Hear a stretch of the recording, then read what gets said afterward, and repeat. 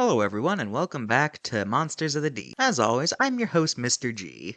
Today, we're here in the Arctic to talk about the Arctic's most famous whale, the narwhal. Monodon monoceros. They're a species of toothed whale that live in the Arctic Circle. They're decently big whales, being larger than a person, but obviously not as huge as some of the big boys. This is all well and good. However, the one thing everyone notices about narwhals is their tusk. You see, narwhals don't have true teeth. But for male narwhals, one of the few teeth they do have grows out of their face where most creatures' noses would be.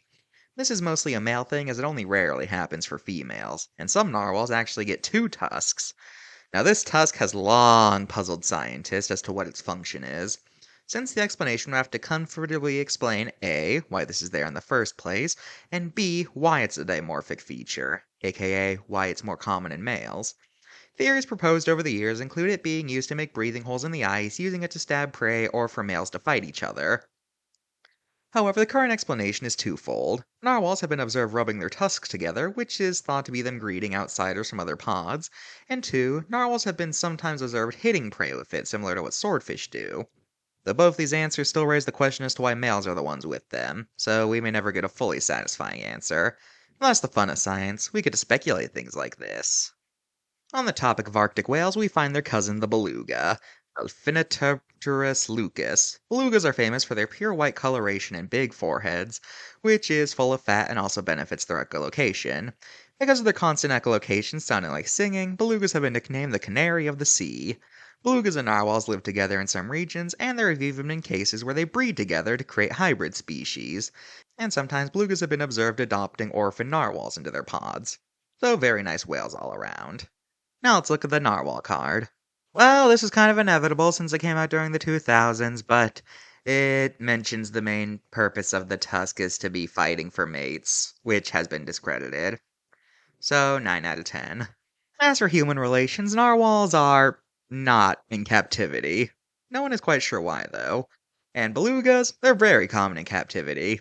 There haven't been any major issues reported with them yet, like with orcas, but, I do kind of wait with bated breath one day for something to happen, and then it'll turn out that, like, belugas are even worse in captivity than orcas, but, that hasn't happened yet, so, I don't know. Neither of these animals are threatened thanks to their remote habitat, and they're decently common in media thanks to their fame. With narwhals, it's usually because, hey, they have a tusk, and for belugas, it's just because of their sheer friendliness. Well, that's all for this episode of Monsters of the Deep. Join me next time for the finale when we talk about the paper-thin fish. Goodbye. Oh, oh, oh, thank goodness. Wait, why am I in the Arctic? What the? Hey, you're the alternate dimensional me who used to run my second channel. Yeah, it's me. Thanks a lot, by the way, for selling my channel to a TV station!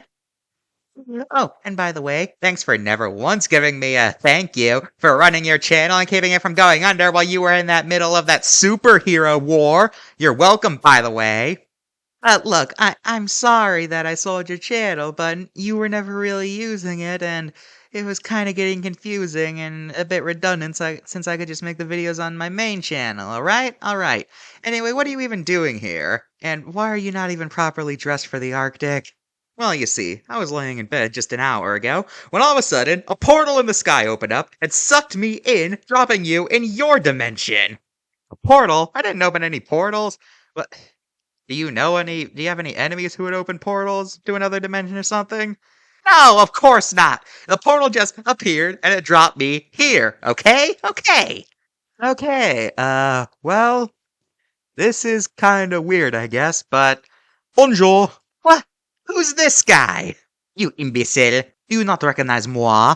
I am Mr.G of the famous YouTube channel, Mr.G Productions. A French version of me. Let me guess, a portal opened in your sky and sucked you in? That is correct. Okay, what's going on? I think I might be able to explain what's going on. A line. Yes, indeed. Greetings, higher beings. I am Garrett von Luesmenberg of the First Dimension, and I think I know what is going on.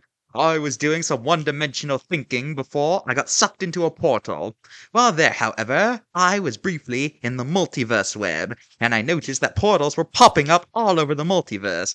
they only seemed to be sucking in beings who are similar to me in intelligence.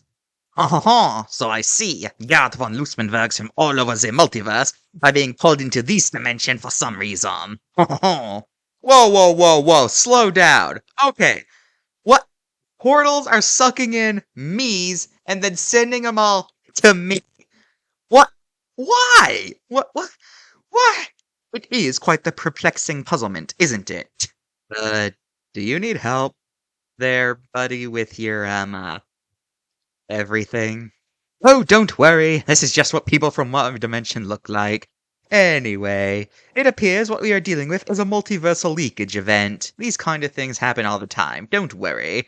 Well, okay, there is one thing to worry about. During these events, dimensional skippings have been known to happen. Dimensional skippings? What are— Boy, the we have finally merged together, and now we are the most powerful empire in the world!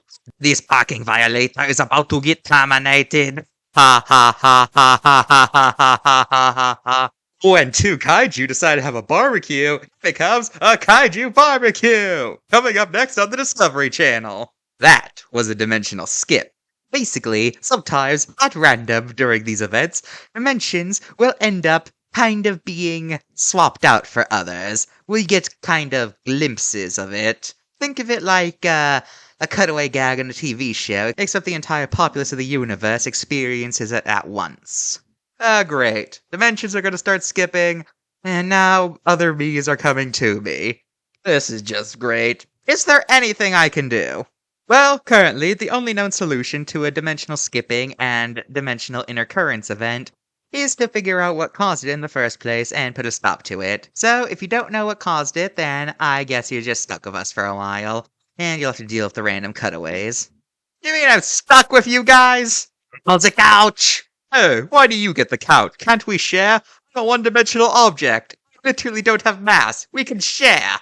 Oh boy, this is gonna be a pain in the butt.